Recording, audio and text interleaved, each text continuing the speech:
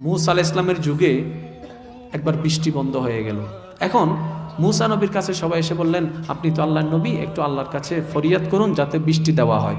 এবার মুসা নবী আল্লাহকে জানালেন, আল্লাহর দরবারে ফরিয়াদ করলেন। আল্লাহ পাক বললেন, মুসা, এই কওমের ভিতরে এমন একজন বান্দা আছে যে আজকে 40টা বছর হয়ে গেল আমি আল্লাহর দরবারে একটা সিজদা পর্যন্ত দেয় নাই, 40টা বছর হয়েছে, তার কাজে আমি বেশি অসন্তুষ্ট হয়েছি, সুতরাং বৃষ্টি দেওয়া হবে না, তুমি এটা জানাই দাও। মুসা নবী আসলেন। একটু কল্পনা করবেন, দেখেন আল্লাহ কেমন দয়াবান। কোন নবীর উম্মত? মুসা নবীর উম্মত। আমরা তো আল্লাহর হাবিব নবীর উম্মত। ওদের জন্য যদি সুযোগ এমন হয় আমাদের একটু বেশি হবে না?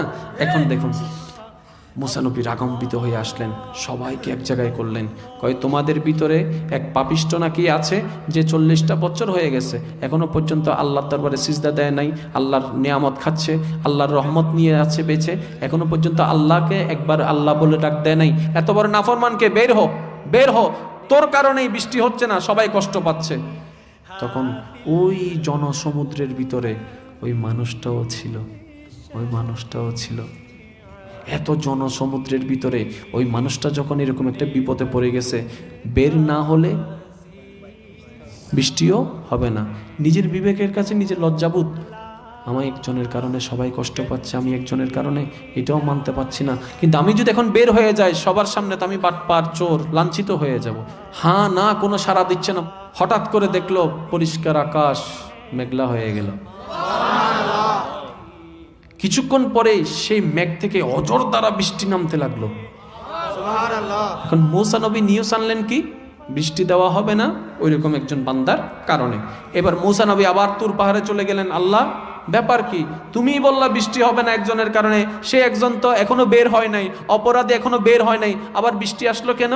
আল্লাহ পাক বলে যে, যার কারণে বৃষ্টি বন্ধ করেছিলাম মুসা, তার কারণেই আবার বৃষ্টি নাজিল করে দিয়েছে। আল্লাহ সে কে একটু দেখতে চাই, যার উপর তুমি নারাজও হয়েছো আবার সন্তুষ্টি হয়েছো, চেহারাটা একটু দেখতে চাই।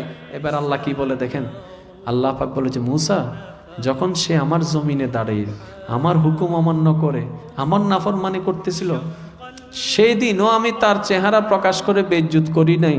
আজকে তো সে আমার হয়ে গেছে, আজকে কিভাবে চেহারা দেখাবো?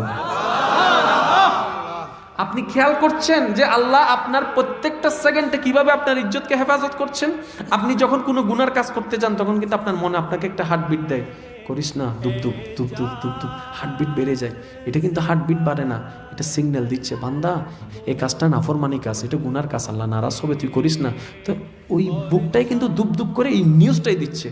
আমরা কিন্তু বুঝতে পারি না যে এটা আল্লাহর পক্ষ থেকে আসা একটা নিউজ আমাদের জন্য, বান্দা করিস না, আল্লাহ কষ্ট পাবে, আল্লাহ নারাজ হবে, তারপর আমরা করে ফেলি। কিন্তু আমার আল্লাহ এত দয়াবান, সেই গুনাহটা করার পরও কিন্তু সমাজে সবার সামনে ইজ্জতটা বাঁচায় রেখেছে, গুনাহটা গোপন করে রেখেছে।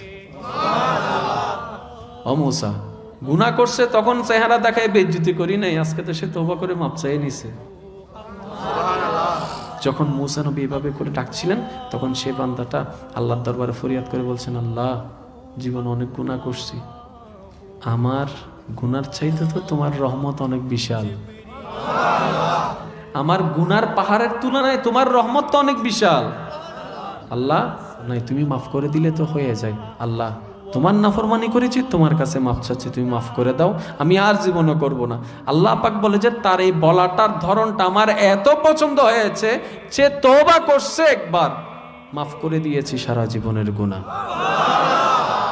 আমাদের আল্লাহ এমন রহমান, আমাদের আল্লাহ এমন রহিম, আমাদের আল্লাহ এমন করিম, যিনি মাননেওয়ালা মুসলমানদেরকে তো দেয়, যারা মানে না তাদের ঘরেও রিজিক পৌঁছায় দিচ্ছে। পাওয়ার ক্ষেত্রে আমরা একটু বেশি পাওয়ার অধিকার রাখি না? পাচ্ছি না কেন? আমাদের মনটা ছোট, আমাদের মহাব্বতের জায়গাটা ছোট। আর আল্লাহ সে বান্দাকে পছন্দ করে যার দিলটা পরিষ্কার, যার দিলে